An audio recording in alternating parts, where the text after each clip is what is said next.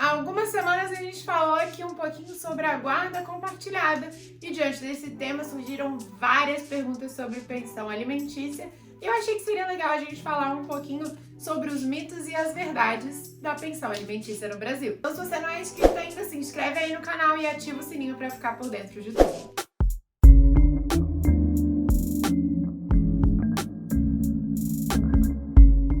Olá, meu povo! Chu aqui hoje pra gente falar um pouco sobre esse polêmico tema da pensão alimentícia, que traz consigo realmente um monte de mitos e verdades. Mais mitos do que verdades. E há algum tempo atrás eu cheguei a responder algumas perguntas sobre pensão alimentícia numa caixinha de perguntas lá no Instagram que eu fiz sobre os mitos e as verdades do direito. Eu percebi que é um tema que gera muitas dúvidas. Estou eu aqui hoje pra gente falar sobre isso. Então, vamos lá. Bom, em primeiro lugar, a pensão alimentícia ela tem o intuito de garantir o sustento daquele que não consegue se sustentar sozinho e que, para isso, recebe a ajuda financeira de seus parentes. Apesar de ter o objetivo de garantir o alimento, não se limita só a isso. Engloba uma série de outros fatores que são necessários para o bem-estar da pessoa que vai receber esses alimentos, como moradia, saúde, educação e o que mais se julgar necessário. Peraí, Chu, então. Todo mundo nessa situação de que não consegue se sustentar tem direito a receber essa pensão? Bom, gente, para isso, dentro da pensão alimentícia, a gente tem que sempre analisar um binômio que diz respeito à necessidade e à possibilidade. Necessidade aqui que vai ter o alimentando de receber.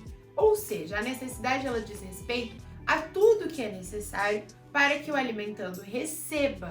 Então, quem vai receber a pensão tem que ser analisada a necessidade, para que se adeque realmente ao que aquela pessoa precisa para viver bem. Já a possibilidade, ela diz respeito pra gente a quanto a pessoa que vai pagar a pensão alimentícia pode realmente pagar. Então, a gente tem que levar esses dois fatores em conta quando a gente for estabelecer uma pensão alimentícia.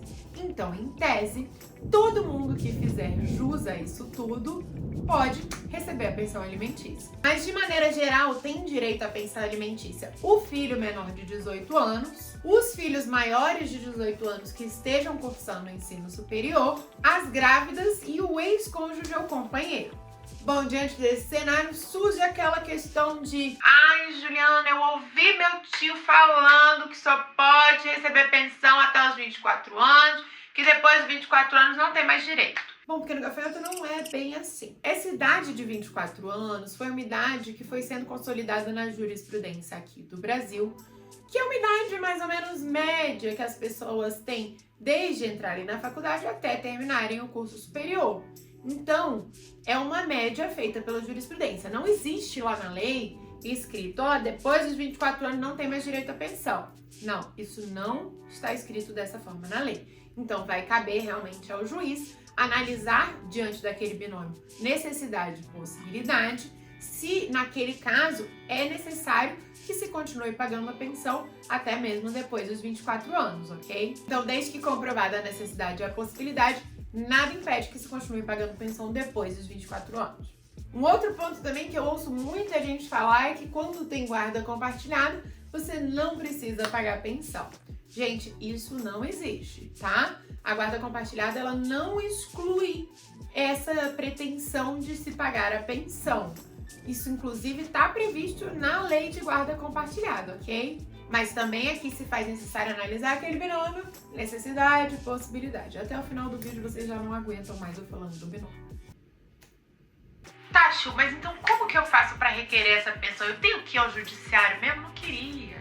Bom, meu pequeno gafanhoto, se vocês tiverem como um acordo com a outra pessoa em relação ao valor que vai ser pago, a forma com que vai ser paga, você pode fazer isso de forma extrajudicial por meio de um contrato realmente. Então você coloca lá no contrato, fulano de tal vai pagar tanto todos os meses para Beltrano de tal, nos termos tais, na conta tal, nada impede que isso seja feito, ok? Mas existem algumas exigências para que esse contrato se torne de fato um título executivo e que possa ser executado de pronto, tá? É necessário que esse contrato, então, seja assinado por 2 testemunhas, referendado pelo Ministério Público, pela Defensoria ou por conciliador ou mediador de um tribunal, seja também referendado pelos advogados de ambas as partes e seja homologado por um juiz de direito. Então, atendidos todos esses requisitos, aquele contrato se torna de fato um título executivo, podendo ser executado a qualquer momento.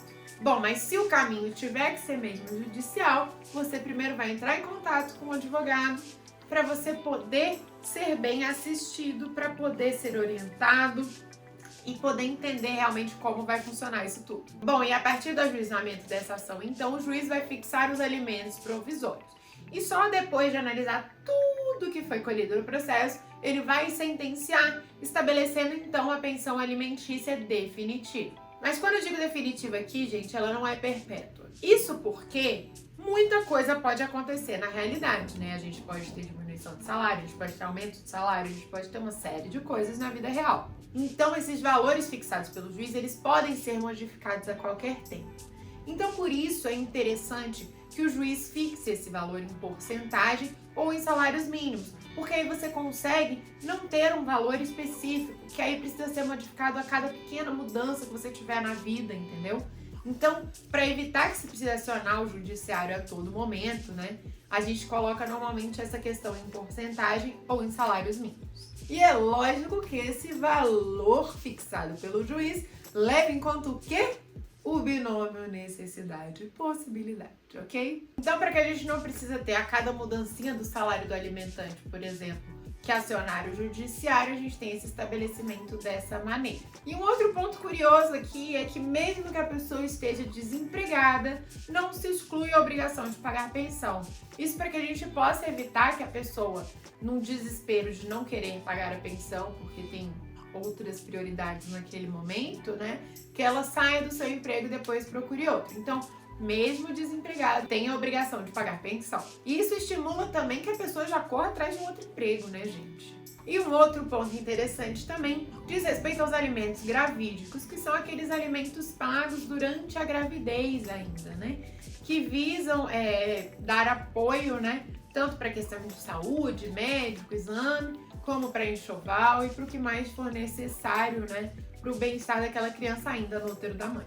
Então, resumidamente, como tudo neste belíssimo direito de família, a análise do juiz é feita caso a caso.